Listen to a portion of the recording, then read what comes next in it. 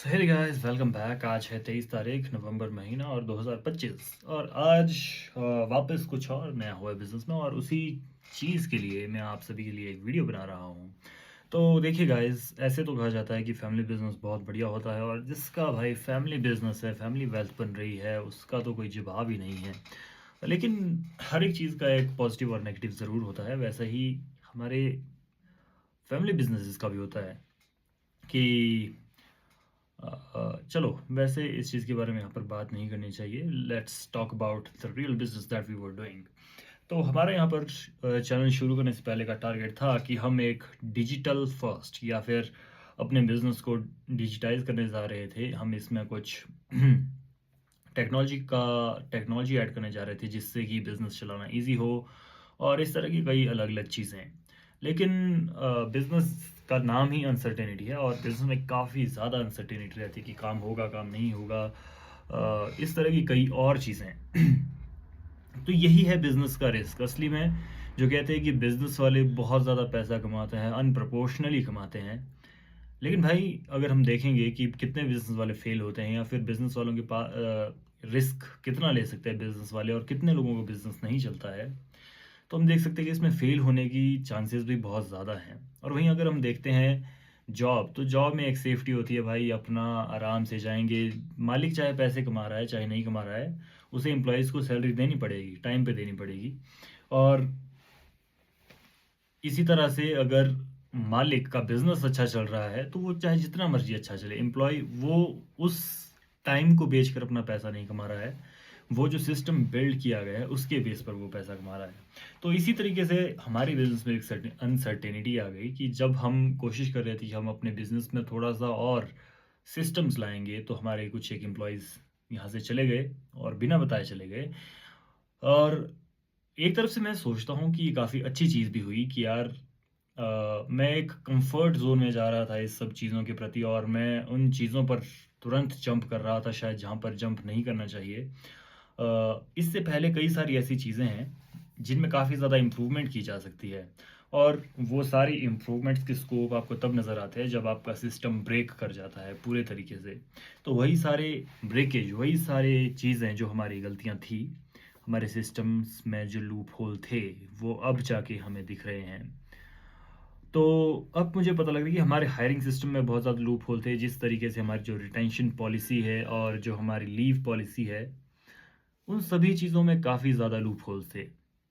हमारा कोई भी ऐसी डिफाइंड पॉलिसी नहीं थी कि अगर व्यक्ति कब जॉइन करेगा, व्यक्ति को लीव कब मिलेगी और अगर बंदा बिना बोले घर जाता है तो क्या होगा और जब उसे जाना है तो उसे उसके नया बंदा लाने के क्या इंसेंटिव्स होंगे, वो एक भी चीज़ हमने सेट नहीं की थी। जबकि आई थिंक ये हमारे बिज़नेस का पहला स्टेप होना चाहिए था जब से हमने हायरिंग शुरू की थी।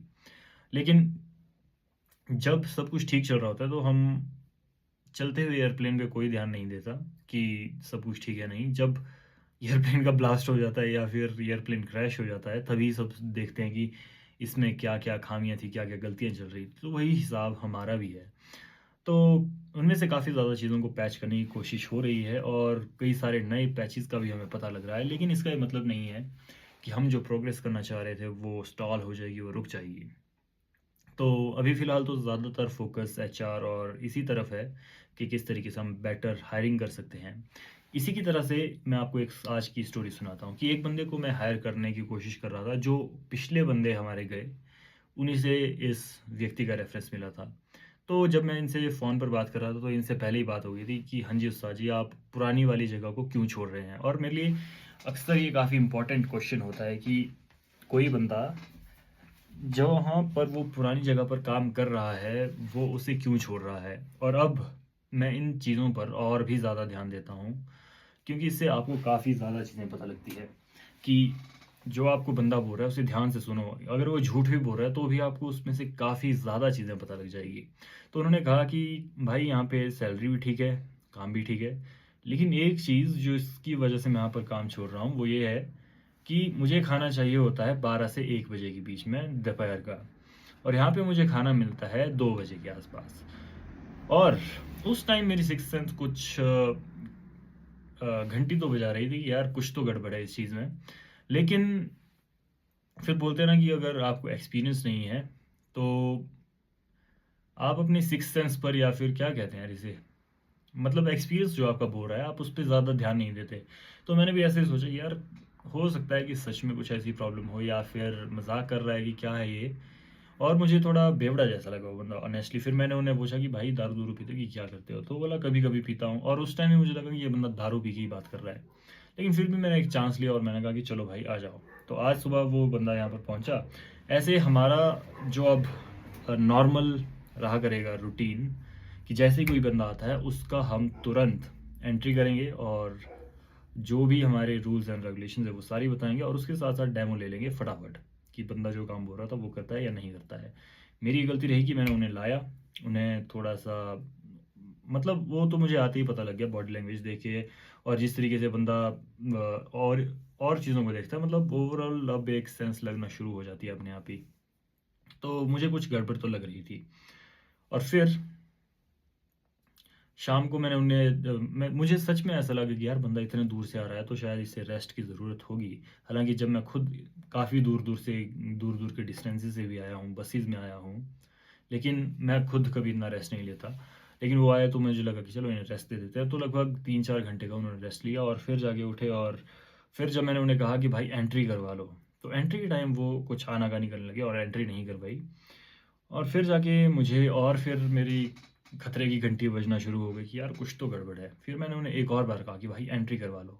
और फिर उन्होंने आए नीचे और अपना आधार कार्ड वगैरह कुछ नहीं निकाला। और फिर कहते हैं कि भाई हमें यहाँ पर अच्छा नहीं लग रहा है। भाई मतलब उन्होंने अभी दुकान अच्छे से नहीं देखी, देखा ही कुछ नहीं, बस दुकान के बाहर और बाहर से ही बस इधर उधर गए और बस पता नहीं घूमने आए थे कि क्या करने आए थे। तो मनाली एक फेमस टूरिस्ट प्लेस है, इसलिए यहाँ पर ऐसी भी काफ़ी ज़्यादा चीज़ें होती रहती है। तो बस फिर उन्होंने वही देखा और फिर मुझे लगा कि इन लोगों के साथ ज़्यादा बहस करके फ़ायदा नहीं है, तो इन्हें भेजने में ही हमारी ज़्यादा बेहतरी होगी। तो बस हमने इन्हें भेज दिया वापस घर की तरफ और अब हम वापस देख रहे हैं कि और बंदे कहाँ से ला सकते हैं और उन्हें बेटर मैनेज कर कैसे कर सकते हैं। मुझे लगता है कि अगर हमें कोई भी काम बेहतर करना है और अच्छे से करना है तो इस चीज़ को क्रैक करना बहुत ज़्यादा इम्पोर्टेंट है कि आप एम्प्लॉयज़ कैसे हायर करते हैं, किस तरीके से हायर करते हैं, उन्हें कैसे पे करते हैं और ऐसी काफ़ी सारी चीज़ें। तो ये सारी चीज़ें तो गाइस सीख के ही पता लगेगी। फ़िलहाल अभी हमारा ध्यान वहाँ पर से हट के और जगह पर जा चुका है कि हम इन चीज़ों को बेहतर कैसे करेंगे। जो हमारा मिशन था, ऑफ़िशियल मिशन, कि हमें इस बिज़नेस को डिजिटाइज़ करना है, हमें इसमें नए-नए सिस्टम्स लाने हैं जो कि और बिज़नेस को आसान बना सके। वो सारे चीज़ें फ़िलहाल के लिए अभी और पोस्टपोन हो चुकी हैं। हालाँकि उन सभी चीज़ों के लिए मुझे काफ़ी डेमो की कॉल आ रही है। मुझे कल भी एक डेमो शेड्यूल किया हुआ है। और आपको एक इंटरेस्टिंग बात बताता हूँ कि आप जिस भी कंपनी का सॉफ्टवेयर लगाना चाहते हैं, आप बस वहाँ पर साइन अप कीजिए और आपको फ्री में सभी कंपनीज़ के डेमो मिल जाते हैं ईज़िली और देखने को मिल जाता है कि वो सॉफ्टवेयर कैसे काम करता है। तो वैसे ही मैंने लगभग 3-4 सॉफ्टवेयर्स के ऑलरेडी डेमो ले लिए हैं और 3-4 सॉफ्टवेयर्स के डेमो अभी पेंडिंग है। और वो 3-4 डेमो मुझे कल लेने हैं और अब मुझे ऐसा लगा था कि कल मैं फ्री होऊंगा, लेकिन अब कल और भी ज़्यादा काम है।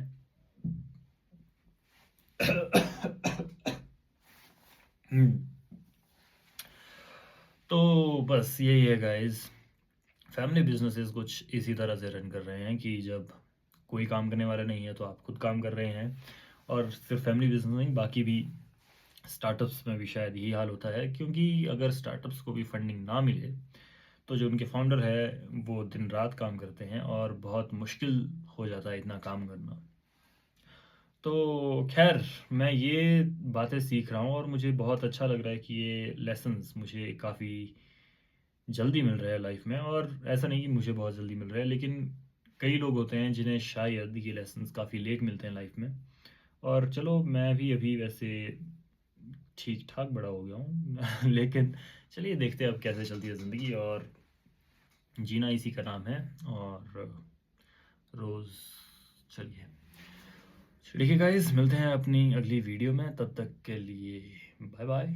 और जैसे ही कुछ हलचल होती है हमारे बिजनेस में और आगे, और अब मैं शायद इंस्टा पर भी कुछ इस तरीके की वीडियोस बनाया करूँगा। और अब मुझे समझ नहीं आ रहा कि कोई नया चैनल बनाऊँ। हाँ, वैसे बेक स्ट्रीट व्लॉग्स के नाम से एक नया चैनल बनाता हूँ और उसमें ऐसी ऐसी वीडियोस डाला करूँगा।